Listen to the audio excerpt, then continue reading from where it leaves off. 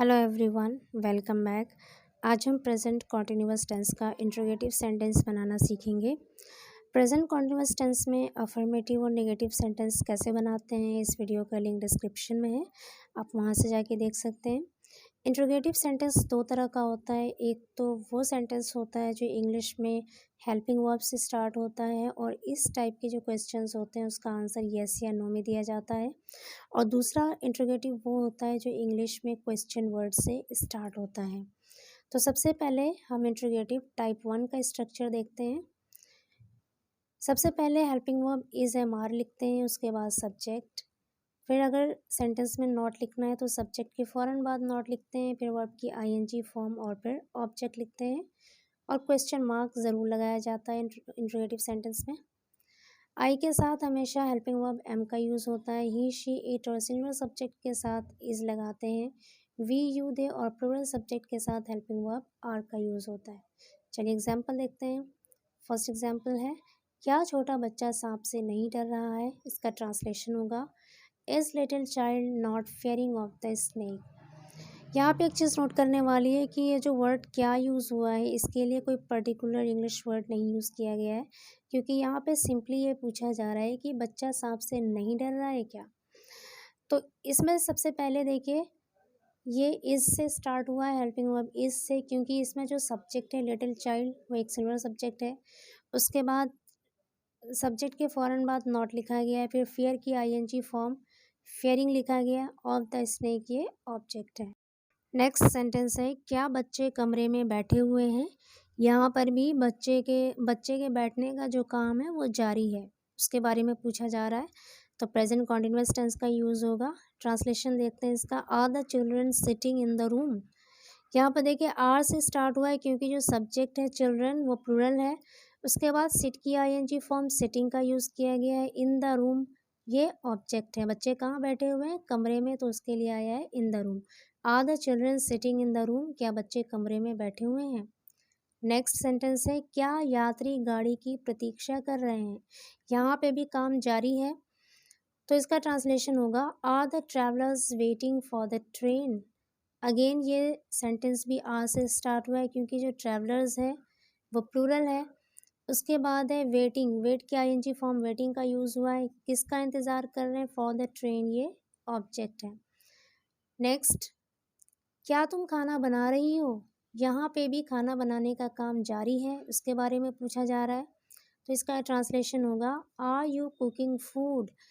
ये भी आर से स्टार्ट हुआ है, हेल्पिंग वर्ब आर, क्योंकि यू के साथ हमेशा आर का यूज़ होता है। उसके बाद कुक की आईएनजी फॉर्म कुकिंग का यूज़ किया गया है। क्या बना रही हो, खाना यानी फूड, ये भी ऑब्जेक्ट है। नेक्स्ट, क्या बूंदाबांदी नहीं हो रही है।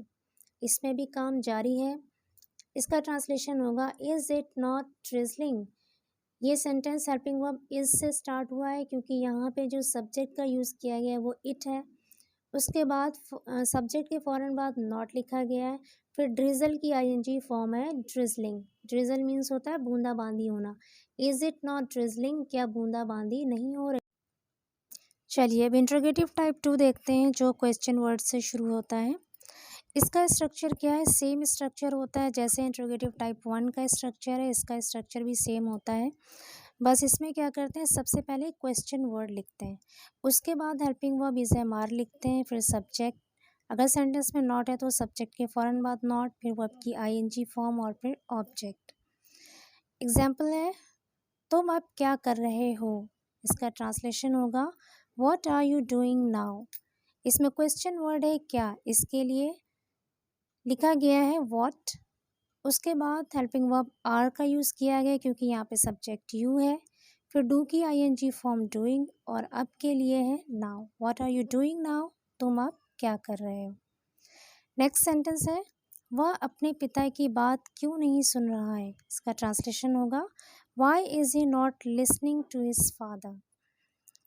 इसमें देखिए क्वेश्चन वर्ड क्या है, क्यों। इसको सबसे पहले लिखा गया है, क्यों को इंग्लिश में वाई कहते हैं। उसके बाद हेल्पिंग वर्ब इज है क्योंकि यहाँ पे सब्जेक्ट ही लिखा है इसलिए।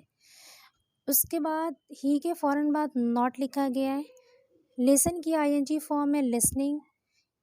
अपने पिता की बात to his father, why is he not listening to his father, वह अपने पिता की बात क्यों नहीं सुन रहा है।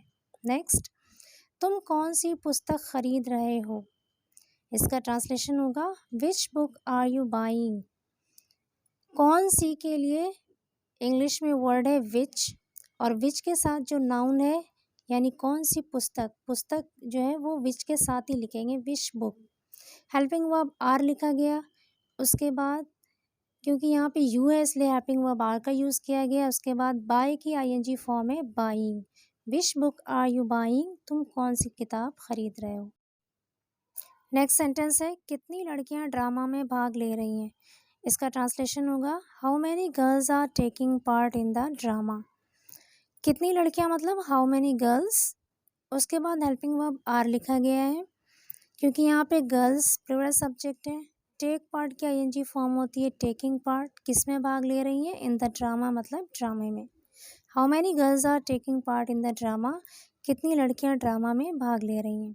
नेक्स्ट, कुछ लोग खाली हाथ क्यों जा रहे हैं, इसका ट्रांसलेशन होगा why are some people going empty handed. इसमें देखिए क्यों क्वेश्चन वर्ड है इसलिए सबसे पहले वाई लिखा गया। उसके बाद हेल्पिंग वर्ब आर क्योंकि यहाँ पे सब्जेक्ट है सम पीपल, कुछ लोग। उसके बाद गो की आईएनजी फॉर्म है गोइंग, खाली हाथ यानी empty handed. Why are some people going empty handed, कुछ लोग खाली हाथ क्यों जा रहे हैं। नेक्स्ट, तुम क्या खरीद रहे हो, इसका ट्रांसलेशन है what are you buying. Again इसमें देखिए क्या के लिए वर्ड व्हाट यूज़ किया गया, उसके बाद हेल्पिंग वर्ब आर क्योंकि सब्जेक्ट यहाँ पे यू है, फिर बाय की आईएनजी फॉर्म है buying. What are you buying, तुम क्या खरीद रहे हो। नेक्स्ट, कितने लड़के मैदान में खेल रहे हैं, इसका ट्रांसलेशन है how many boys are playing on the ground. Again यहाँ पर देखिए कितने लड़के मतलब how many boys, helping verb are, उसके बाद प्ले की आईएनजी फॉर्म है प्लेइंग, कहाँ पर खेल रहे हैं, ऑन द ग्राउंड मतलब मैदान में।